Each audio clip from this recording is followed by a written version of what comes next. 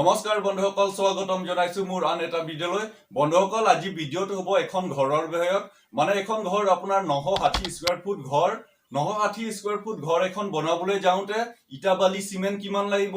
মিস্ত্ৰী খৰচ কিমান হ'ব লগতে ঘৰখনৰ টোটাল কষ্ট কিমান হ'ব সম্পূৰ্ণ ডিটেইলছ এই ভিডিঅত আমি আলোচনা কৰিম গতিকে ভিডিঅটো স্কিপ নকৰাকৈ হেহলকে চাই থাকিব তেতিয়াহে আপোনালোকে ভালদৰে বুজি পাব যদি ভিডিঅটো ভাল লাগে লাইক কমেন্ট শেয়াৰ আৰু সাবস্ক্ৰাইব কৰিবলৈ নাপাহৰিব মোৰ নাম এমজি আপোনালোকে চাই আছে মিস্ত্ৰী গুৰুজী বন্ধুসকল প্ৰথমে ঘৰখনৰ ড্ৰয়িংটো চাই লওঁ তাৰ পিছত ঘৰখনত কিমান কি বস্তু লাগিব মিস্ত্ৰী খৰচ কিমান হ'ব ঘৰখনৰ টোটাল কষ্ট কিমান হ'ব তাৰ বিষয়টো আলোচনা কৰিম গতিকে ভিডিঅটো স্কিপ নকৰাকৈ হেহলকে চাই থাকিব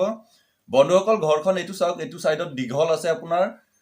30 ফুট তাৰ পিছত এইটো সাইডত আছে আপোনাৰ 32 ফুট মানে ঘৰখন টোটাল আপোনাৰ 960 স্কয়াৰ ফুট তাৰ পিছত পিলাৰ হ'ব 14টা দরজা হ'ব 5টা খিড়কি হ'ব 5 পালা এটা প্লাস ভেন্টিলেটৰ তাৰ পিছত 4 পালা এটা 3 পালা 4টা তাৰ পিছত ভেন্টিলেটৰ হ'ব আপোনাৰ 4 পালা এটা 3 পালা 4টা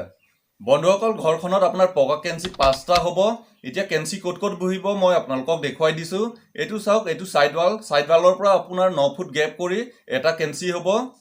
তাৰ পিছত এটো সাইডৰ পৰা এটো সাইডটো হে একে মানে এটো সাইড ওয়ালৰ পৰা 9 ফুট গ্যাপ কৰি এটা কেঞ্চি হ'ব এখিনিত তাৰ পিছত মাজত আপোনাৰ এটা কেঞ্চি হ'ব তাৰ পিছত গ্যাপটো হ'ব আপোনাৰ 7 ফুট এতিয়া পাৰ্লিং কেই ফুটি লাগিব হেটো মই আপোনালোকক দেখুৱাই দিছো আপোনাৰ ইয়াত লাগিব 12 ফুটি মানে ভিতৰত আপোনাৰ 9 ফুট হৈ আছে আউলা 3 ফুট হ'ব এফালে এটো সাইডটো হে একে 12 ফুটি লাগিব মানে ভিতৰত আপোনাৰ 9 ফুট তাৰ পিছত আউলা আপোনাৰ 3 ফুট তাৰ পিছত এটো দুটা গ্যাপত আপোনাৰ 7 ফুটি লাগিব বন্ধুসকল ৰুমৰ সাইজ বিলাক মই আপোনালোকক দেখুৱাই দিছো বন্ধুসকল ঘৰখনত আপোনাৰ বেডৰুম দুটা হ'ব বেডৰুমৰ সাইজ আপোনাৰ 12 বাই 13 ফুট এটো চাওক এটো দুটা আপোনাৰ বেডৰুম হ'ব তাৰ পিছত এয়া হ'ব আপোনাৰ ড্ৰয়িং ৰুমটো হ'ব আপোনাৰ 12 বাই 13 ফুট তাৰ পিছত এটো বেৰাণ্ডা হ'ব বেৰাণ্ডাটো হ'ব আপোনাৰ 8 বাই 17 ফুট তাৰ পিছত কিচেনটো হ'ব আপোনাৰ 12 বাই 17 ফুট মানে ইয়াতে আপোনাৰ ডাইনিং টেবুল ৰাখিবলৈ হ'ব আৰু লগত কিচেন হ'ব তাৰ পিছত এটো হ'ব আপোনাৰ বাথৰুমৰ সাইজ হ'ব 8 বাই 13 ফুট তাৰ পিছত কৰিডৰ হ'ব আপোনাৰ 4 ফুট বন্ধুসকল এখিনিত আপোনাৰ সিৰি হ'ব সিৰিটো হ'ব আপোনাৰ 6 ফুট মানে 6 ফুটৰ পৰা আপোনালোকে হৰু নকৰিব হৰু কৰিলে আপোনালোকৰ গ্ৰিলটো সাইড ডিজাইন লগাবলে নহব গতিকে আপোনালোকে 6 ফুট ৰাখিব বন্ধুসকল এতিয়া খিড়কি কোট কোট বহিব মই আপোনালোকক দেখুৱাই দিছো বন্ধুসকল এয়া চাওক আগফালে আপোনাৰ 5 পালা খিড়কি এটা হ'ব তাৰ পিছত বেৰাণ্ডাত আপোনাৰ 4 পালা খিড়কি এটা তাৰ পিছত এইটো সাইডত আপোনাৰ 3 পালা খিড়কি দুটা হ'ব তাৰ পিছত এইটো সাইডতো হেইকে 3 পালা খিড়কি দুটা হ'ব বন্ধুসকল ঘৰখনৰ ড্ৰয়িং মই আপোনালোকক ভালদৰে দেখুৱাই দিলো এতিয়া ঘৰখনত কিমান কি বস্তু লাগিব মিস্ত্ৰী খৰচ কিমান হ'ব টোটাল কষ্ট কিমান হ'ব হেটো চাই লওঁ ইটা লাগিব 9000 পিস পার পিস 12 টকা 1,08,000 টকা বালি হাত ট্ৰেক্টৰ পাৰ ট্ৰেক্টৰ 1300 টকা 9100 টকা তাৰ পিছত হিল লাগিব 3 ট্ৰেক্টৰ পাৰ ট্ৰেক্টৰ 3000 টকা 9000 টকা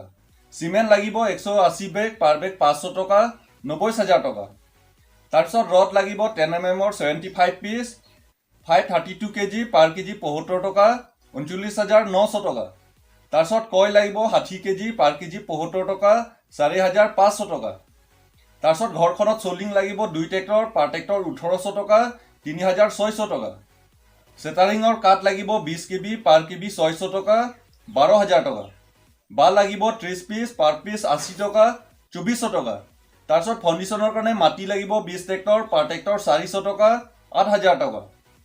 দৰজা চকটৰ কাৰণে কাট লাগিব 6 7 ফুটি 13 পিস দৰজা পালাৰ কাৰণে কাট লাগিব 12 7 ফুটি 18 পিস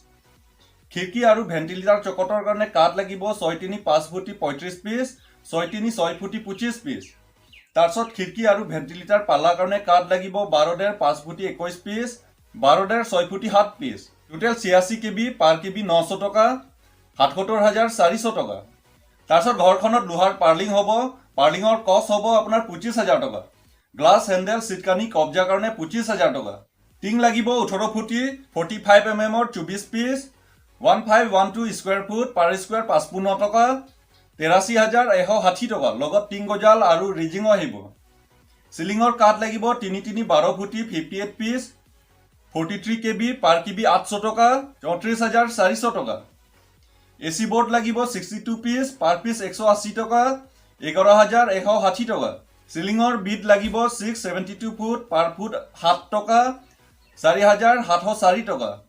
পুটি আৰু পেন কাৰণে 35000 টকা প্লাছ মিস্ত্ৰী কষ্ট তাৰছত ঘৰখনত টাইলছ লাগিব 2x2 সাইজৰ 272 পিস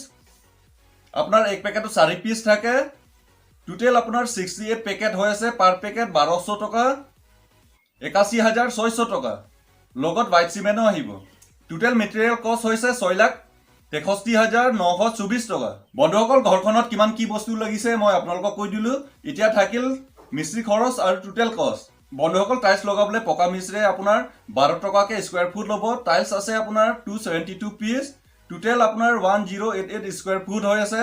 16320 টকা মানে 16320 টকাত আপোনাৰ টাইলছৰ কাম হ'ব